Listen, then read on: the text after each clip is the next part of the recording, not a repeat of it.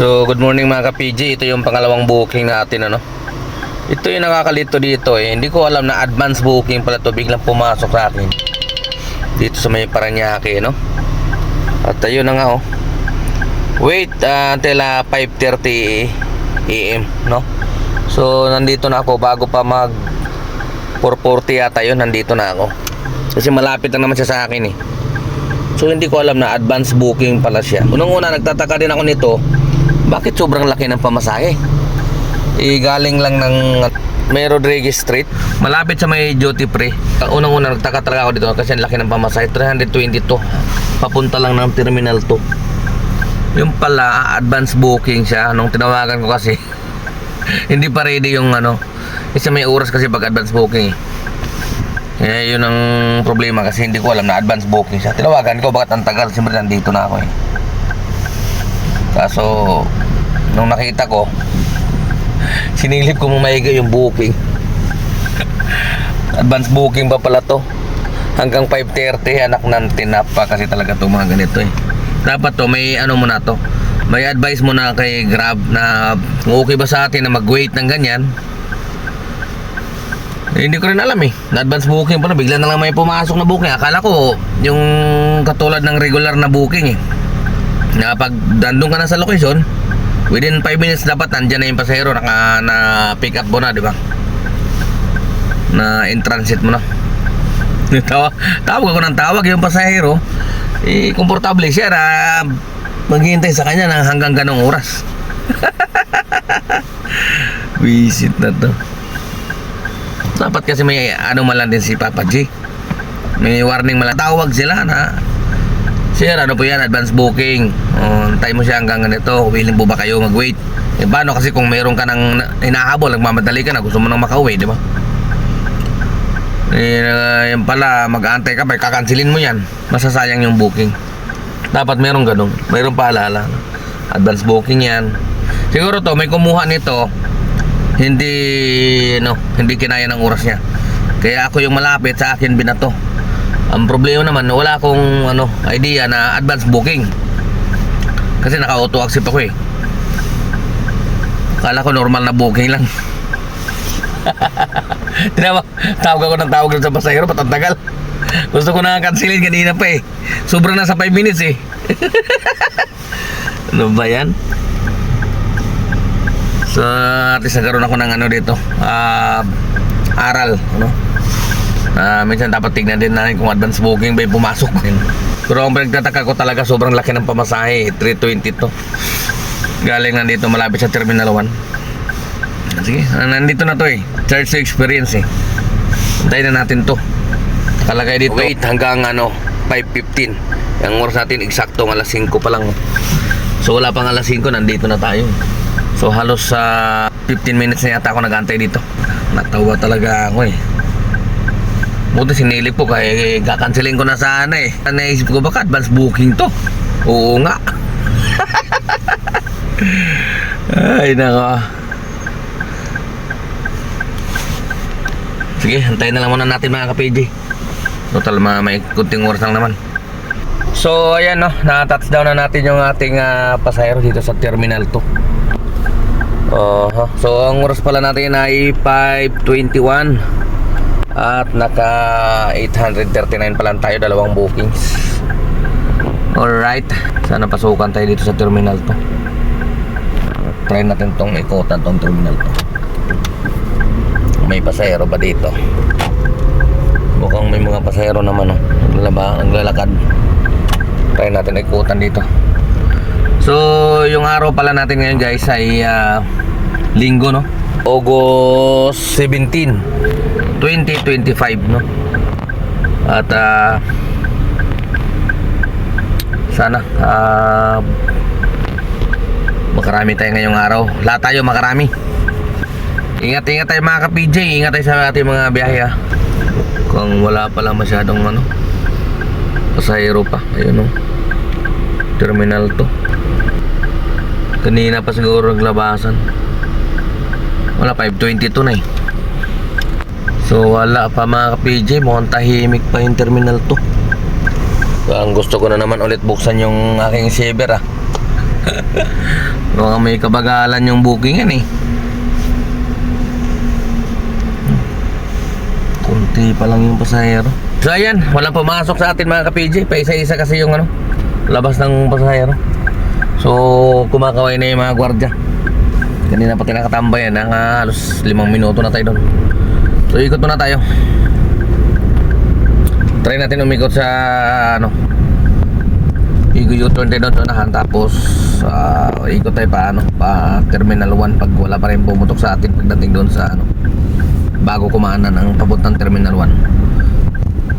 Pag walang pumasok, diretso na tayo doon sa Terminal 1 muna. Baka doon maswerte natin. Alright, let's go.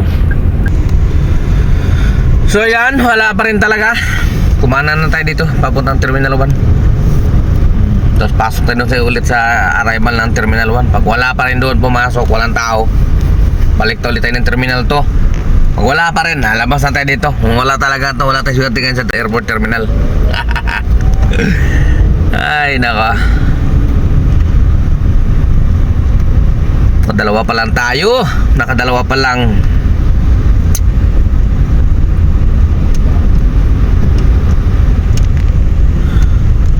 Ayaw ko kasi buksan yung saver eh.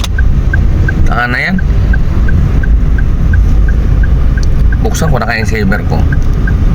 Hindi, mamaya na. Wala pa rin pumapasok oh. Aha, makalayas na nga dito muna. Wala pa pumapasok. Tumal dito ngayon. O hindi lang talaga tayo sinuwerte para sa airport yung umaga.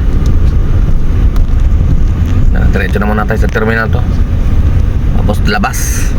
So dito may mga naglalabasan din naman oh. Kaso wala pang pumapasok talaga sa akin ah. Tayo pasukan. Try nating yung isa pang ikot. Isa pa may naglalabasan eh. Baka dito tayo suswertihin. Malay mo nandito nag-aantay yung swerte. Tsaka lang muna tayo. Naglalabasan eh. Siyempre galing yan eh. Galing abroad yan. Baka makitsamba tayo dyan.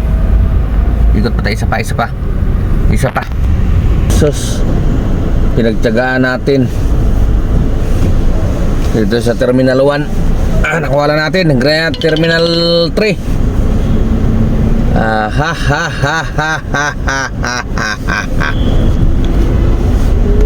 Sige, tyaga lang. 133. So ganito dito no. Pagka pinasukan ka dito sa Terminal 1 at arrival yung pick up, tapos yung nag-book grab boat, dapat pumasok ka sa outer lane. Outer lane yung grab boat dito. Pag doon ka pumasok sa inner lane yan, mahirapan ka pumick up doon, hindi ka makaka-pick up doon. Iikot ka ulit. Kailangan outer lane ka pag nasa Terminal 1 ka, tapos grab boat yung nag-book. Pero kung sila mismo nagbo-book, madalas yan doon yan sa inner lane. Okay, nandito na tayo sa grab boat. So yan, nandito na tayo sa Makati mga ka-PJ. Tayo ay kumain na muna ng almusal. Ako po, napakatumal ngayon 3 pasahero pa lang tayo. Magkano pa lang ba tayo? 972. Ang oras natin ay 6:39 no. Nag-offline muna tayo. Paghati natin dun sa Terminal 3. Matumal eh. Hindi bali. Kabili mo na akong tubig siguro sa 7-Eleven. Wait lang. Bili mo na akong tubig dito. Ganun talaga. Matumal. Tsaga lang tayo mga ka-PJ. Nakain naman natin sa lahat, Leslie. Almusal naman natin doon. Kahapon to, dumaan ako dito. Sarado eh.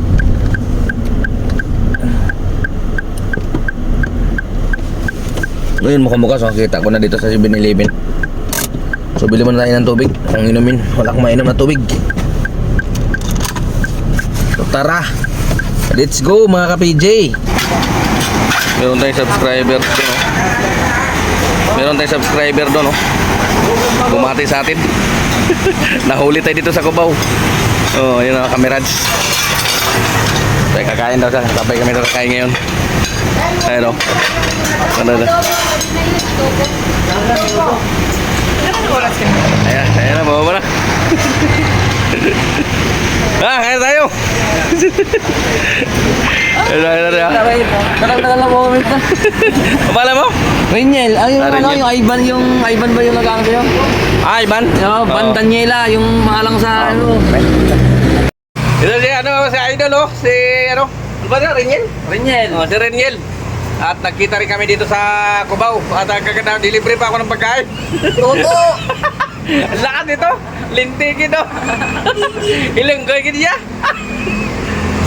So malakas pala bumiyahe ito. Grabe bumiyahe. Apat na buwan pa lang. Ginupira na kagad ni Lulu Grab ng ano? 83,000. 83,000 loan na. Bakbakin niyo man para makapag-loan ka mo ng 300. Turun yan sigurado pang 150 yan. So, Abangan mo pag ginupira yan. yun nga eh. Dapat pwede sana mga sakyan. Oo, maganda yun. Kasi hintay na natin yung may. Oo, ano ka rin dyan. Taste lang. So, paano? Biyahe na tayo? Sige, Ka-PJ! Temporary off! Gumalaw ang Grabe ka kamay! ta- grabe ka ta- Gumalaw! Grabe ka tao, wala utog ka tao. Wala utog eh ba? Shoutout mo yan sa yung, ano mo, yung asawa mo. Shout out sa asawa kong lalaki nanonood kay Ka-PJ! Yan, nakita mo na! Gwapo pala to, gwapo kaya pala lagi nagsisilos yung asawa mo eh. Guwapo yun ako. Okay. Sige. Sige, Biyahe biyahe na tayo para ano, makarami. Oo. Salamat sa ano ha, huy. Yung nilibre pa ako mag-provide nun eh. Sige, sige lang. Sige, bawi na lang ako. Oo. Total, nandito naman yan sa grupo namin na eh. Wala nang ligtas to eh. Sige. So yan mga ka-PJ, update tayo. Yung oras natin ay alas 8:28 na, no? At ang earnings natin ngayon ay 6,182 at naka 31 na bookings.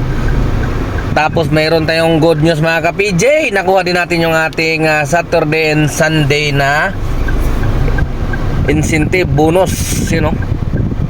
21 lang naman yung kailangan, naka 23 tayo. Yan o. Tingnan natin completion kung pasado ba. O pasado, 91. Saka 8.1 o. 450 yan. So yan, bali naka 6,182 tayo plus 450. Ayos na yan. Magpahinga na tayo. Dahil alas 8 na pasado. Bawi na lang tayo bukas ulit. Dahil may biyahe pa naman tayo bukas mga ka-PJ.